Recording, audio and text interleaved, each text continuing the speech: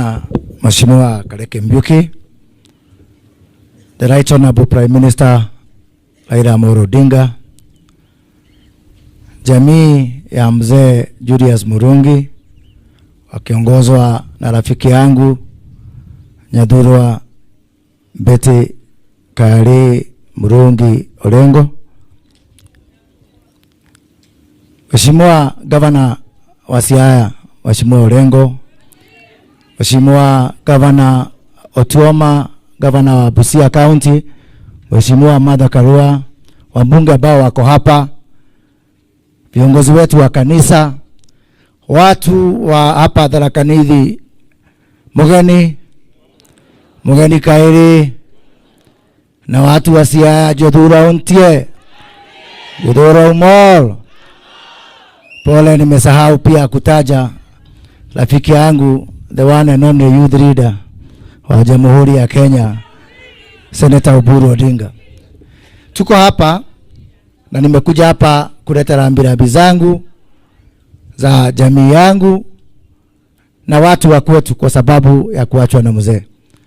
I have listened carefully to the eulogy of mzee, someone who has set a record in all the spheres, from working for government, working for private sector, and working for the community. As a matter of fact, I have listened carefully to his role in the cooperatives movement, and you will want to know, Betty, that this is actually the headquarters of cooperatives in this country. A lot of cooperatives find their root here, and I'm sure that finds its way to the work that mzee did. So tuseme mzee apumzike pahali pema uko peponi, na sisi zote tuko katika hiyo safari. Sisi zote tuko katika hiyo safari. Najua nimesikia rafiki yangu Speaker wa Siaya County akisema ati sasa anashindwa vipi Betty akaolewa na Orengo, na Orengo alikuwa mtu wa kushikwa.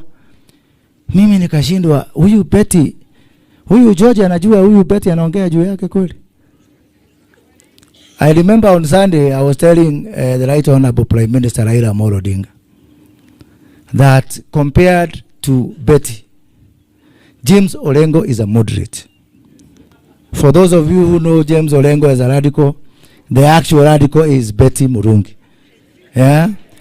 And I'm sure people who are here like Mother Karua will attest to that. So, Betty and Jimmy, please take heart. I knew this Betty a whole 33 years ago. Tulikutana house number K25 kwa George Anyona, when Anyona was released. And what we find today, I am not sure how she ended up in Siaya, but I remember she went to Siaya shortly after Orengo made the speech of Mark Anthony katika mazishi ya Jaramogi. Somehow I can find the eloquence na hiyo kizungu ya hiyo mazishi.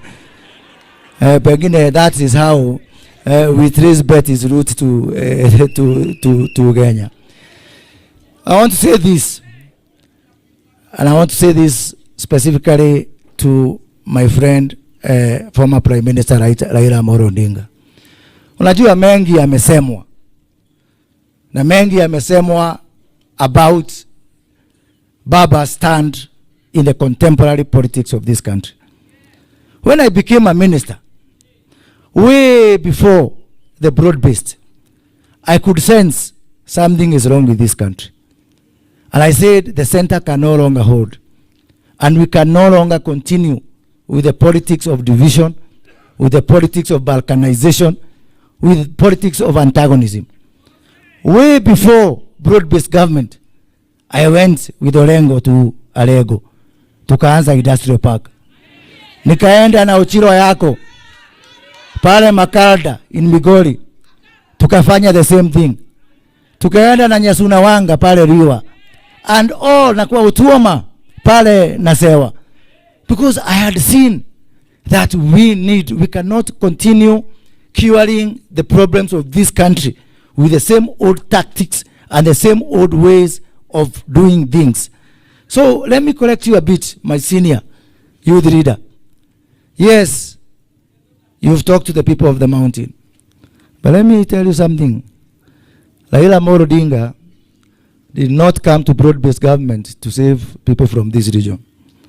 Raila Amolo Odinga came to broad-based government to save this country. And that is a whole difference. When we had problems with Gen Z, and you know what happened. Raila Amolo Odinga, he had two options. He had kibiriti, a matchbox, and a jerrycan of petrol. And he had water on the other hand. It was his right to choose any. He could have chosen the jerrycan of petrol na kibiriti na kuchoma Kenya iendelee kuchomeka. But he said, to what does it benefit me? To wish the house of a neighbor to burn, ndio apate hasara, knowing I'm the neighbor and the fire will catch even my own house. So he chose yet again. He bent backward yet again to save this country. And Baba, let me assure you that history will judge you kindly for choosing the right thing for country. And I want to assure you personally, pahali utaenda bioni itaenda mpaka tuunganishe hii Kenya na tusonge mbele pamoja. Unajua mimi Senator Oburu hapo Juma nilikuwa champion ya ukabila. Na nika every angel has a past and every sinner has a future. That is what I want to wonder. Na niulize. Nimesikiza dadangu Mother Karua akisema we are going to condemn abductions. Yes. Even some of us who are in government, we have condemned abductions. We are going to condemn corruption and all those things. Let us condemn all those things. And let us support everything. But let us not return this country to tribal divisions. Wakati nikiona Mother Karua akiwa pamoja na wale viongozi wanaendeza ukabila Kenya hii, nasema kweli every sinner has a future. Asanteni sana, Mungu awabariki. Thank you.